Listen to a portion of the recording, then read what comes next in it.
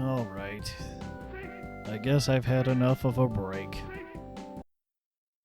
Games like Roger Clemens' MVP Baseball are exactly why I had to wait so long to make another episode in this series. It's a baseball game on the Super Nintendo, which I don't philosophically believe should be a phrase that reflects its quality, but the reality of the situation is that it does. I have no idea who Roger Clemens is, and I'm not going to look it up. This game is not MLB licensed, so you get a bunch of weird generic team names and logos that don't look artistically consistent between themselves. You get 0 game options besides being able to turn off the music, which if you spend more than one baseball game playing this, you will.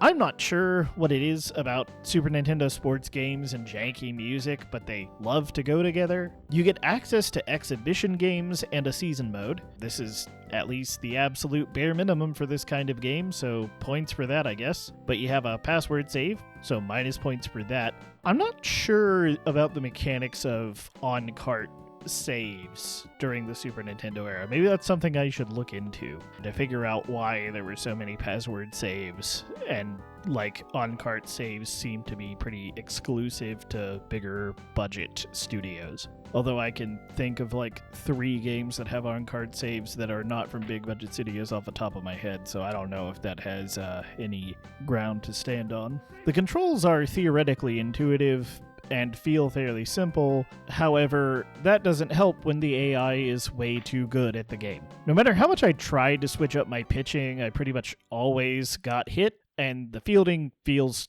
horrendous. Conversely, even when I could manage to make what I thought was good contact with the ball when I was hitting, it would be caught, or the AI would have otherwise inhuman fielding accuracy and get me out that way. This is a big frustration I have with early sports games, where it can feel completely impossible to interact with the game on its own terms, because they program the AI to play practically perfectly, or at least good, and you, by default at first, aren't skilled enough to even remotely keep up. I will say this could totally have been a matchup thing, and I picked to play a bad team against a good team, but I had such a bad time doing this, why would I even consider testing that theory out? When you are fielding, you have to process jump cuts and control of your character switching on the fly, as you don't get to pick who you're controlling. And it's not even...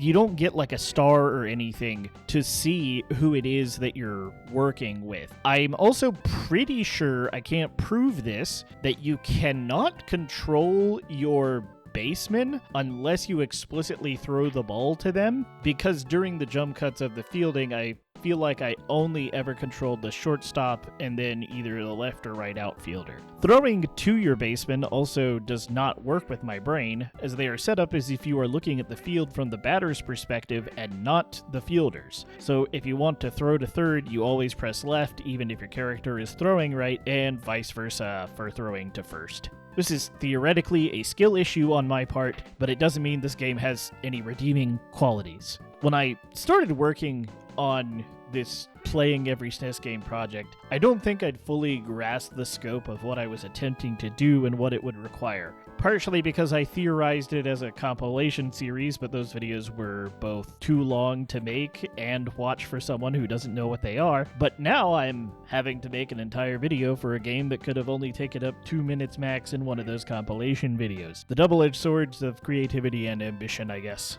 Anyways, this game is barely even interesting as an early sports game, and I'm pretty sure completely unremarkable relative to other baseball games on the Super Nintendo based on one cursory Google search. I'd recommend staying away. Maybe instead of playing this game, liking this video, subscribing, and checking out my video game narrative analysis podcast, Level 0 Literacy. All things I think would be better uses of your time than playing this game for totally unbiased reasons. The next game in this series, when I make it, will be Axlay, a game that I will engage with the difficulty of, as it's actually a good game. I also say of this series because I think I'm gonna try to make other videos to avoid burning out on the Super Nintendo game thing again, so I don't take another 13 months to make one of these 5-minute videos. Let me know if you've got anything interesting you want to see from me. I'm looking at covering small indie games that don't get as much coverage, because I think that would be a theoretical better use of my time to get something more relevant for people to click on,